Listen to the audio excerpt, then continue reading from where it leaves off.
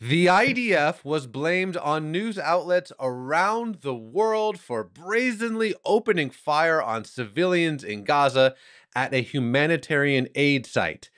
Is this true? Well, Yulia Rachinsky-Spivakov, Deputy Consul General of Israel, joins us now. So, Yulia, did the IDF do what these news outlets claimed? Hi, Raj. Well, of course not.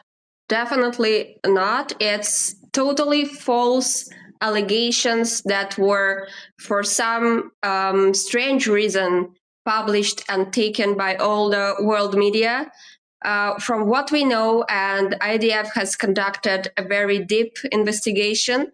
So, from what we know, there was no fire, and I repeat, no fire at civilians near the distribution center, distribution points. IDF did not fire at civilians. And I will tell you more than that. We have drone footages from the same day showing actually gunned men from Hamas firing at civilians that were trying to get this humanitarian aid that was actually given to them by the American humanitarian organization. See, here's the problem, Yulia. It's too late. It's too late. This is what really frustrates me as someone who works in the news. It's just a false story. Yet everyone, I mean, literally everyone picked up this news story and gave kindling to anti-Semitism around the world. And this is a common theme. Look at all these terrible things Israel did. And then a few weeks later, maybe even a few days later, okay, so maybe that didn't actually happen. But it's too late. It's too late. No one hears the retracted story. Sorry, I'm getting a little fired up. But to me, it's not just irresponsible journalism. It's dangerous journalism. It's abhorrent journalism. You are putting out these messages, and it's, ironically or not, it always only seems to be against the Jewish state.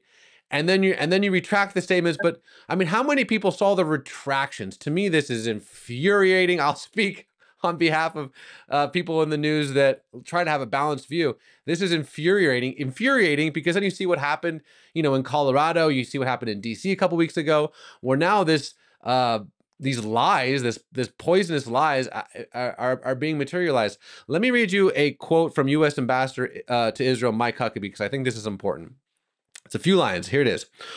Without verification of any source other than Hamas and its collaborators, the New York Times, CNN, and Associated Press reported that a number of people seeking to receive humanitarian food boxes from the Gaza Humanitarian Fund were shot and killed by the Israeli Defense Forces. These reports were false. Drone video and firsthand accounts clearly showed that there were no injuries, no fatalities, no shooting, no chaos. It is Hamas that continues to terrorize and intimidate those who seek food aid. So, Yulia, where do people go to find the truth? How do we know what's actually happening in Gaza?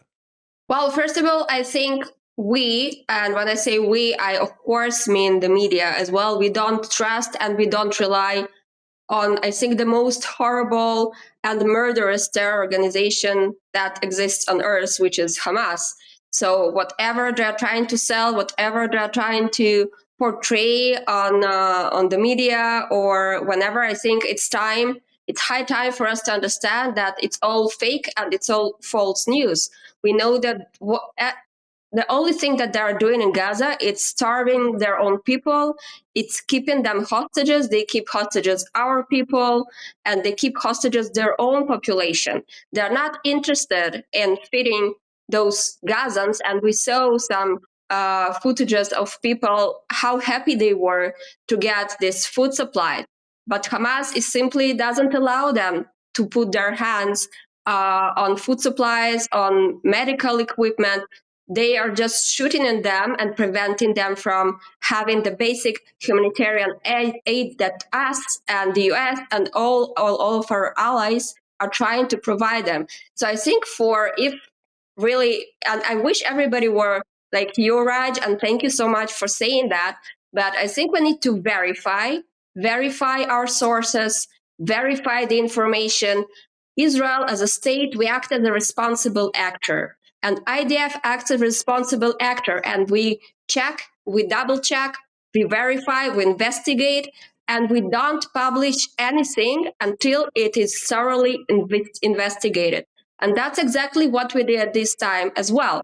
So I would like to use this opportunity that you are so generously giving me here and call all of the world media, the CNN, the BBC, Fox News, everybody else, please verify your sources, especially when it comes to a horrible terror organization such as Hamas. It's a valid point, Yulia. So let me ask you this, maybe in closing. I think a lot of people, this is a Christian network. A lot of people, have a heart for Israel. Read scriptures and want what's best for Israel. They see that Israel has the right to defend itself, especially after October 7th. Most people hopefully can see clearly that Hamas is a genocidal organization. But a lot of people, myself included, see the images coming out of Gaza, and they see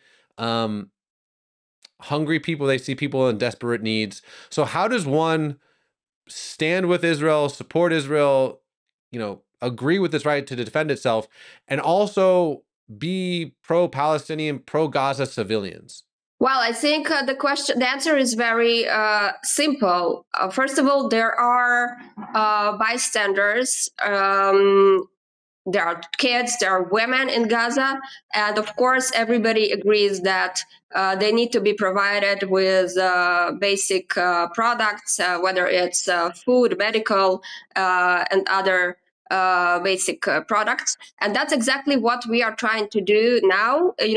We've been in this loop, I would say, from October 7th, 2023, right? So we are really trying to find a solution. And there were times that there were hundreds of trucks entering Gaza on a daily basis. What we saw is just Hamas putting their hands on the supplies, and eventually it ended up in the hands of Hamas, simply making them stronger, and it did not get to the people that we wanted to get to, which are the innocent civilians that we have in Gaza. So we were really working hard to find the best solution for that, because we do understand the needs, we do understand the problem, and we do act as a responsible actor. So now I think we are on the right path with the Gaza Humanitarian Foundation, which I think I just saw a report, yesterday of the CEO of the GHF, who said that it was around 6 million meals that they were able to distribute over a bit more than a week, which is quite successful. They're trying to establish more distribution points in Gaza to reach to a wider population. And for now, we see that they are quite successful. And the most important thing that we are trying to achieve, and that the humanitarian aid will not get eventually and will not be looked by Hamas terrorists. Well, Yulia, I appreciate your time. Thank you so much. Thank you, Reg. Good to see you.